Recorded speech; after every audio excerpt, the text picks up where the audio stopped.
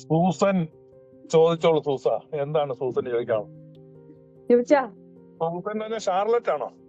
അല്ല സൂസൻ ചോദിക്കും. ഇത് പുതിയ സൂസന. സൂസൻ ഇത് ശിവചാനോട് സംസാരിച്ചിട്ടില്ല. കുറെ നാളായിട്ടുള്ള ആഗ്രഹമായിരുന്നു ശിവചാനോട് സംസാരിക്കണമെന്ന്. ഷാർലറ്റ് എന്ന് പറഞ്ഞ ഒരാൾ എനിക്ക് മെസ്സേജ് അയച്ചായിരുന്നു. ഞാൻ ഷാർലറ്റ് ആണ്. ഓക്കെ, ചോദിച്ചോ. ശിവജ, ഈ പ്രസംഗങ്ങളൊക്കെ ഞാൻ കേൾക്കുന്നുണ്ട്, ഡിസ്കഷൻസ് ഒക്കെ ഞാൻ കേൾക്കുന്നുണ്ട്. അപ്പം ഓക്കെ, എല്ലാ കാര്യങ്ങളും മനസ്സിലാകുന്നുണ്ട്.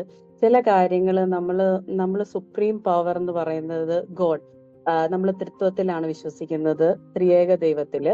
അപ്പം മറ്റ് ദൈവങ്ങൾ ഉണ്ടോ? അപ്പൊ മറ്റ് ദൈവങ്ങളുടെ മേലാണോ ഈ തൃത്വത്തിനുള്ള പവർ? തൃത്വത്തിന് അങ്ങനെ പവർ ഇല്ല. ഈ തൃത്വം എന്ന് പറഞ്ഞാൽ എല്ലാത്തിനെയും ഉൾക്കൊള്ളുന്നതാണ്. അപ്പം നമ്മളിപ്പം പറയില്ലേ, ഇപ്പം പല മതത്തിലുള്ളവരും ഒരുപാട് ദൈവങ്ങളെ വിശ്വസിക്കുന്നു, പല ഇതിലേക്ക് ചാനലൈസ് ചെയ്യുന്നു എന്നൊക്കെ പറയുമ്പം നമ്മളപ്പം അതെല്ലാം കറക്റ്റാണ്. അപ്പം അതിന്റെ മേൽ, അപ്പൊ അതിനകത്ത് തന്നെ നമുക്ക് കാണാം ചിലര് ഡിമോണിക് ആയിട്ടുള്ള ആക്ടിവിറ്റീസ് ഉണ്ട്, ചിലര് വളരെ സൂതനിങ് ആയിട്ടുള്ള ആക്ടിവിറ്റീസ് ഉണ്ട്. ഇതിലേതാണ് ഓരോരുത്തർ ചാനലൈസ് ചെയ്യുന്ന പോലെ ഇരിക്കും ഓരോരുത്തർക്ക് കിട്ടുന്ന ഓരോ എൻലൈറ്റൻമെന്റും. അപ്പം ഇതിന്റെ മേലിൽ ഒരു പവർ ഉണ്ടോ, അതോ ഇതാണോ ഏറ്റവും അൾട്ടിമേറ്റ് എല്ലാ ഗോഡും? ഈ പവർ എന്നുള്ള ഒരു സങ്കല്പാണ്, അതൊരു തെറ്റായ ചിന്തയാണ് ഈ പവർ എന്നുള്ളത്.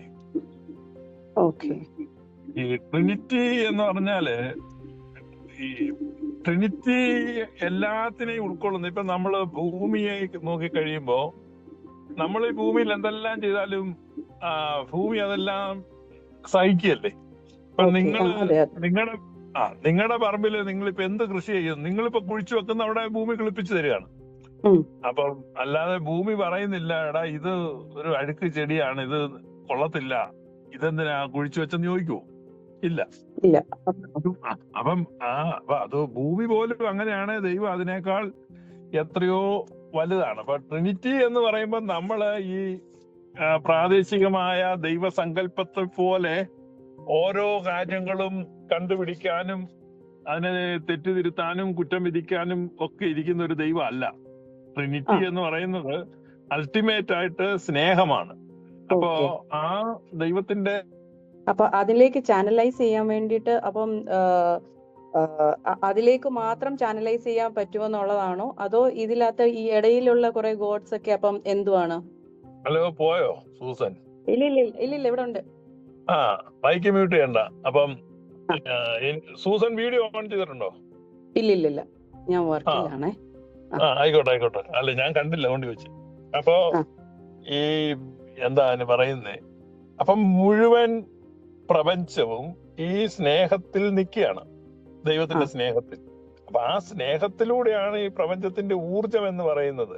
ഈ പ്രപഞ്ചത്തിലുള്ള എനർജി ദൈവത്തിന്റെ സ്നേഹമാണ്. ഇപ്പൊ ഒരു വലിയ വീട്ടിൽ 11 മക്കളുണ്ടെന്ന് വെക്കുക. ഈ 11 മക്കളിൽ ഒരാൾ ബിസിനസ് ചെയ്തു, വലിയ ധനികനായി തീർന്നു, വേറൊരാള് ഒരു വലിയ ഉദ്യോഗസ്ഥനായി തീർന്നു, വേറൊരാൾ വലിയൊരു പട്ടാളക്കാരനായി തീർന്നു, വേറൊരാള് വിദേശത്ത് പോയി പഠിച്ച് വലിയ വിദ്യാഭ്യാസം നേടി, വേറൊരാളൊരു കൃഷിക്കാരനായി തീർന്നു, വേറൊരാള് നിത്യരോഗിയായി തീർന്നു, വേറൊരാള് മദ്യപാനിയായി തീർന്നു. ഇങ്ങനെ ഈ 11 മക്കളുള്ള ഒരു അപ്പനും അമ്മയും. അപ്പൊ ഈ 11 മക്കളെ എങ്ങനെയാണെന്ന് അവരുടെ മക്കളാണ്.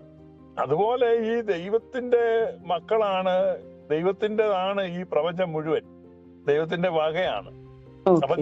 അപ്പൊ ഞങ്ങൾ ഏത് സഭയിലാണ് സൂസൻ?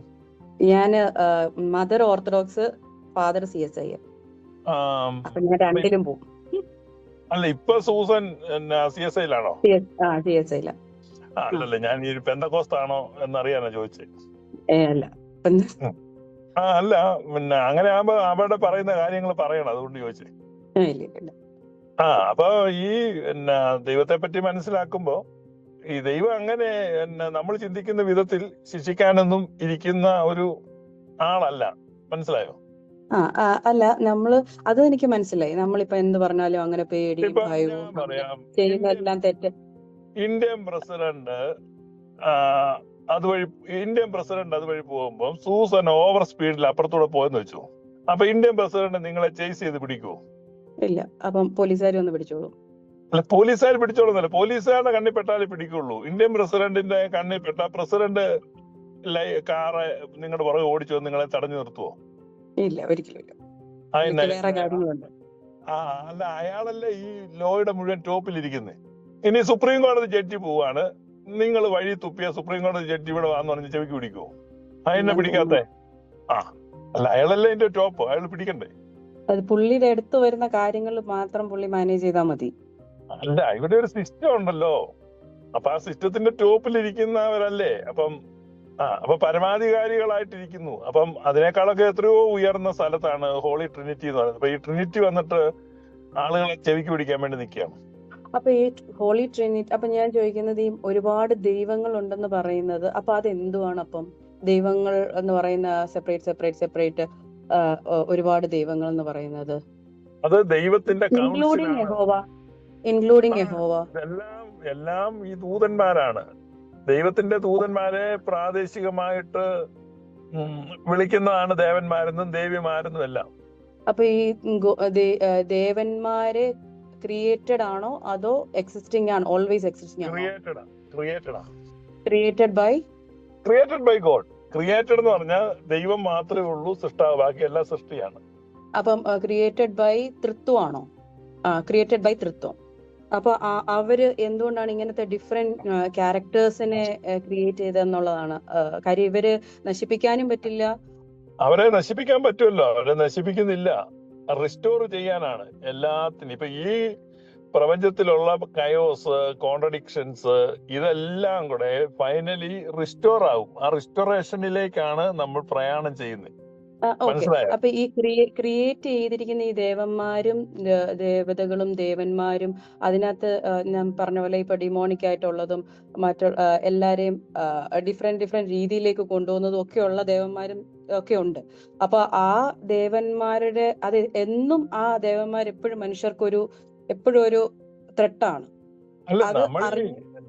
ദൃശ്യമായ ലോകം അദൃശ്യമായ ലോകത്തിനൊരു മാതൃകയാണ്. നമ്മള് ഈ ദൃശ്യമായ ലോകത്തില് പാറ്റ, കൊതുക്, പഴുതാര, ചെലന്തി, തേള്, ഇത് പാമ്പ്, ഇങ്ങനെ എന്തെല്ലാം ക്ഷുദ്രജീവികളും വിഷജന്തുക്കളും കീടങ്ങളും എങ്ങനെയുണ്ടല്ലോ. അത് മനസ്സിലായി ശിവജ. ഞാൻ പറഞ്ഞ എന്നാ ചോദിച്ചു കഴിഞ്ഞാൽ, നമ്മുടെ ഇപ്പം നമ്മളിപ്പം വെറും മനുഷ്യര്, ഒന്നും ഒരു കുന്തം അറിയാൻ മേലാത്ത മനുഷ്യര്.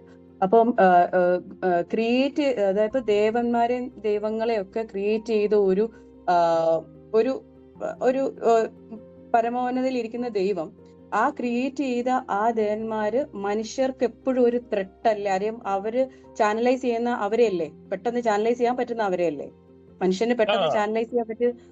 അതെ, അത് ഈ ദൂതന്മാരുടെ ഒരു ആധിപത്യമുള്ള കാലം ഉണ്ടായിരുന്നു. ആ ദൂത ആധിപത്യത്തിന്റെ കാലമാണ് യേശുക്രിസ്തുവിലൂടെ തീർന്നത്. യേശു വന്നതോടുകൂടി തീർന്ന് മനുഷ്യന്റെ ആധിപത്യം തുടങ്ങി. ഇപ്പോഴും ഇന്ത്യയിലൊക്കെ നമ്മള് അങ്ങനെ ചാനലൈസ് ചെയ്യുന്നവരുണ്ടല്ലോ, ഒത്തിരി പേരും ഉണ്ട്. ഇപ്പം ഇന്ത്യയിൽ ഇപ്പം തൊട്ടുകൂടായ്മ, തീണ്ടിക്കൂടായ്മ, ഇതൊക്കെ ഉണ്ടോ? ഇതെല്ലാം പോയില്ലേ? പക്ഷെ അത് പോയിന്ന് പറഞ്ഞാൽ എവിടെ പോയി? കേരളത്തിൽ പോയി, വടക്കേന്ത്യയിലോട്ടൊക്കെ പോയി ഇപ്പോഴും ഉണ്ട്. കാരണം അവിടെയുള്ളവർ എഡ്യൂക്കേറ്റഡ് ആയിട്ടില്ല. അപ്പം നമ്മൾ എഡ്യൂക്കേഷൻ വരുമ്പോഴാണ് ഇത് മാറ്റം വരുന്നത്. ഇത് പോയി എന്ന് പറഞ്ഞിട്ട് കാര്യമില്ല. അതുപോലെ ഈ ദൂതന്മാരുടെ ആധിപത്യങ്ങൾ മാറി മനുഷ്യന്റെ ആധിപത്യമാണെന്നുള്ള ബോധം എല്ലാ മനുഷ്യർക്കും വന്നിട്ടില്ല. അവിടെ ദൂതന്മാരെ ഇപ്പോഴും ആരാധിക്കുന്നുണ്ട്. അപ്പൊ അവരെ ആരാധിച്ചാൽ അവര് ഓവർ പവർ ചെയ്യും, അല്ലെ? അവരുടെ രീതിയിലായിരിക്കും. പിന്നെ ഇല്ലില്ല, അവർക്ക് പവറില്ല, അവരുടെ പവർ എല്ലാം പോയല്ലോ. ഇത് മനുഷ്യന്റെ പവർ അവരിൽ ആരോപിക്കപ്പെടുന്നതാണ്. ഇപ്പോ നമ്മളിപ്പോ ഒരു ലീഡറിനെ 1000 പേര് ചേർന്ന് മുദ്രാവാക്യം വിളിച്ചാൽ ആ ലീഡർക്ക് ഒരു പവർ വരികയാണ്. അത് ഈ 1000 പേരുടെ പവറാണ് അവിടെ വരുന്നത്. മനുഷ്യരെ ആരാധന നിർത്തുന്നതോടുകൂടെ എല്ലാ ദൈവങ്ങളുടെ ശക്തി ക്ഷയിച്ചു പോകും. ഇപ്പൊ ശബരിമലയിലോട്ട് ആരും പോകുന്നില്ല, അയ്യപ്പൻ 0 ആയി പോകും. അപ്പൊ ഞാനൊരു കാര്യം ചോദിക്കട്ടെ, നമ്മൾ ഈ പഴയ നിയമം വായിക്കുമ്പോൾ, നമ്മള് വായിക്കുകയും ആരാധിക്കുകയും ചെയ്യുമ്പം, അപ്പം നമ്മള് യഹോവയ്ക്ക് പവർ കൊടുക്കുകയാണോ ചെയ്യുന്നത്? യഹോവ എന്ന് പറയുന്ന ആളിപ്പം എങ്ങും ആരാധിക്കപ്പെടുന്നില്ലെന്നുള്ളതാണ് വസ്തുത. പക്ഷെ നമ്മുടെ കേരളത്തിലുള്ളവർ ഒരുമാതിരിപ്പെട്ടവരെല്ലാരും ആരാധിക്കുന്നുണ്ട്. കേരളത്തിലുള്ള കുറെ പേരിരുന്ന് യഹോവയെ സ്തുതിക്കുന്നൊക്കെ ഉണ്ട്. ഒത്തിരി പേര് സ്തുതിക്കുന്നുണ്ട്. അപ്പം അത് അത്രയും വലിയ തീവ്രമായ വിശ്വാസം ഇല്ലാത്തതുകൊണ്ടായിരിക്കാം അത്ര വലിയ പവർ വരാത്തത് ചിലപ്പം. ആയിരിക്കും. അപ്പൊ ചെറിയൊരു അനക്കമൊക്കെ ഉള്ളൂ യഹോവയ്ക്ക്. അതിന്റെ അവിടെ എനിക്ക് അത്രയും അങ്ങോട്ട് ക്ലിയർ ആയില്ലെങ്കിലും ഞാൻ അന്നേരം ഓർത്തു. അപ്പൊ ഞാൻ ഇതിനെ ഈ ചാനലൈസ് ചെയ്യുന്ന രീതിയാണ്. അപ്പം ഈ ചാനലൈസ് ചെയ്യുന്ന ഈ ദേവന്മാർക്ക് കൊടുത്തിരിക്കുന്ന ആ ഒരു പവർ അതിപ്പോഴും എക്സിസ്റ്റിംഗ് ആണ്. സാധാരണ ഈ ഇവാഞ്ചലിക്കൽസ് എല്ലാം പറയുന്ന ഹിന്ദുക്കളുടെ ദൈവങ്ങളില്ല, മറ്റേതില്ല. അപ്പം അല്ല, അതുണ്ട്, അത് ഡെഫിനറ്റ്ലി ഇവരെല്ലാം ഉണ്ട്. പക്ഷെ അവർക്ക് കൊടുത്തിരിക്കുന്ന പവർ കൊടുത്ത ആ ഒരു പവർ ഉണ്ടല്ലോ, അല്ലെങ്കിൽ അവരെ ക്രിയേറ്റ് ചെയ്ത ഒരു ഗോഡ് ഉണ്ടല്ലോ, ആ ഗോഡ് ഇവരെ എന്തിനു വേണ്ടി, അല്ലെങ്കിൽ നമുക്കത് ചോദിക്കാൻ പാടില്ലായിരിക്കാം, പക്ഷെ ആ ക്രിയേറ്റ് ചെയ്തത് കൊണ്ട് ഇത് എല്ലാവർക്കും ഒരു നാശമാണെന്ന് അറിഞ്ഞിരിക്കുകയല്ലേ അത് ക്രിയേറ്റ് ചെയ്തത്, ഇങ്ങനെയുള്ള ദൈവങ്ങളെല്ലാം, ഈവൻ ഇൻക്ലൂഡിങ് യഹോവയെ പോലും ക്രിയേറ്റ് ചെയ്തത്. അതെ. അതുകൊണ്ട് ഈ നമ്മളെ സാധാരണ ആളുകള് അങ്ങനെയുള്ള ദൈവങ്ങളൊന്നും ഇല്ലെന്ന് നിഷേധിക്കുക. അപ്പോഴാണ് യുക്തിവാദികൾ പറയുന്നത് നിങ്ങൾ അവരുടെ ദൈവം ഇല്ലെന്ന് പറയുന്നത്, അവര് നിങ്ങളുടെ ദൈവം ഇല്ലെന്ന് പറയുന്നത്. അപ്പൊ നിങ്ങൾ പാർഷ്യലി എത്തീസ്റ്റ് ആണ്, അവരുടെ ദൈവത്തെ സംബന്ധിച്ച് നിങ്ങൾ എത്തീസ്റ്റ് ആണ്. അപ്പൊ അതുകൊണ്ടാണ് അവരുടെ ദൈവം ഇല്ലെന്നല്ല, എല്ലാം ഉണ്ട്. എല്ലാം ഈ ഡിവൈൻ കൗൺസിലിൽ സ്വർഗവാസികളുടെ ഗണത്തിൽ വരുന്നതാണ്. സ്വർഗവാസികൾ എന്ന് പറഞ്ഞാൽ ഹെവൻ ഈസ് ഹൈലി പോപ്പുലേറ്റഡ്. ഇപ്പം നമ്മുടെ ഈ ലോകത്തിൽ തന്നെ ചൈനക്കാരുണ്ട്, ഇന്ത്യക്കാരുണ്ട്, ആഫ്രിക്കക്കാരുണ്ട്, അമേരിക്കക്കാരുണ്ട്, യൂറോപ്യൻസ്, ഇവരെല്ലാം എത്ര വിഭാഗങ്ങൾ, ഇവരെല്ലാം കണ്ടാ വ്യത്യാസമുണ്ട് അവരുടെ. മനസ്സിലായി പൂജ, ആ ഭാഗം എനിക്ക് വളരെ ക്ലിയർ ആയി. പക്ഷെ എന്റെ ഒരു ഡൗട്ട് എന്ന് ചോദിച്ചു കഴിഞ്ഞാൽ, ഇത് ക്രിയേറ്റ് ചെയ്തത് സുപ്രീം പവർ ആണെങ്കിൽ, ഈ സുപ്രീം പവർ ഇങ്ങനത്തെ എല്ലാരും, ഇപ്പം ചൈനക്കാരെ ഇന്ത്യക്കാരെ എല്ലാം ക്രിയേറ്റ് ചെയ്തെന്ന് പറഞ്ഞ പോലെ തന്നെ ഇങ്ങനത്തെ ഒരു ഡിഫറെന്റ് മോൾഡിലുള്ള ദേവന്മാരെ ക്രിയേറ്റ് ചെയ്തപ്പം, ഈ ക്രിയേറ്റ് ചെയ്ത ദേവന്മാര് എന്നും ഒരു ത്രെട്ടാണ്, അങ്ങോട്ടും ഇങ്ങോട്ടും ത്രെട്ടാണ്, ഉണ്ടാക്കുന്ന ക്രിയേറ്റ് ചെയ്യുന്ന എല്ലാ ജീവജാലങ്ങൾക്കും ഒരു ത്രെട്ടാണെന്നുള്ള ഒരു കാര്യം സുപ്രീം പവറിന് ഓൾറെഡി നോൺ അല്ലേ, അറിയാവുന്നതല്ലേ? അതെ, എല്ലാത്തിനും ത്രെറ്റ് ഉണ്ടെങ്കിലും ഇത് റിസ്റ്റോറേഷനിലേക്ക് പോവാണ്. എല്ലാം റിസ്റ്റോർ ആയി വരുമ്പോൾ എല്ലാം ഭംഗിയായി തീരും. അപ്പൊ അതുകൊണ്ട് അത് ത്രെറ്റ് എന്ന് നമ്മൾ പറയേണ്ട ആവശ്യമില്ല. ഇപ്പൊ ഒരു തയ്യക്കാരന്റെ ഒരു ഷർട്ട് തയ്ക്കാൻ കൊണ്ട് തുണി കൊടുത്തു കഴിഞ്ഞാൽ ആ തയ്യക്കാരൻ ആ തുണിയിലെല്ലാം കുത്തി വരയ്ക്കും. അപ്പൊ നമുക്ക് തുണി കൊടുത്ത ആളെ സംബന്ധിച്ച് വിഷമം വരും. ചോക്കൊക്കെ വെച്ച് അതിൽ വരയ്ക്കുന്നു, പിന്നെ അത് മുറിക്കുന്നു. അപ്പൊ അത് പക്ഷേ ഫൈനൽ സ്റ്റേജിൽ അതൊരു ഷർട്ടായി മാറും. അപ്പൊ അതുകൊണ്ട് നമ്മൾ ഇതെല്ലാം ഒരു ബാലൻസ്ഡ് ആയിരിക്കും അല്ലെ? അപ്പൊ അതിന്റെ അവസാനത്തിലേക്ക് നമ്മൾ നോക്കുമ്പം സകലതും ഏറ്റവും ഭംഗിയായി തീരുമെന്നാണ് പറയുന്നത്. അപ്പൊ നമ്മൾ ഇതിപ്പോ ഇടയ്ക്കാ നിൽക്കുന്നേ, അതുകൊണ്ടാണ് അങ്ങനെ തോന്നുന്നത്. ഇപ്പൊ നമ്മളൊരു കളി കാണാൻ വേണ്ടി പോയി, ഈ കളിയുടെ നിയമങ്ങൾ നമുക്കറിയത്തില്ല, ഈ കളിയെ പറ്റി ഒരു ചുക്കും അറിയത്തില്ലെങ്കിൽ ഈ വലിയാണ്ട് വഴക്ക് നടക്കുന്ന പോലെ തോന്നും ഒരു ഗെയിം കണ്ടാൽ. മനസ്സിലായി. അത് മനസ്സിലായി, ആ പറഞ്ഞ കാര്യം മനസ്സിലായി. അപ്പം ഇതിന്റെ ഗെയിം ക്രിയേറ്റ് ചെയ്ത ആൾക്ക് മാത്രമേ അറിയത്തുള്ളൂ ഇത് എന്താണ് ശരിക്കുള്ള കളി. അത് മനസ്സിലായി. ഇപ്പം ജസ്റ്റ് നമ്മൾ നിന്ന് കൊടുത്താൽ മതി, നമ്മളെ കൊണ്ടെത്തിച്ചോളും. അത്രേ ഉള്ളൂ. ഓക്കെ. അതൊരു അടിപൊളി ഇതായിരുന്നു. Thank you Shivaja.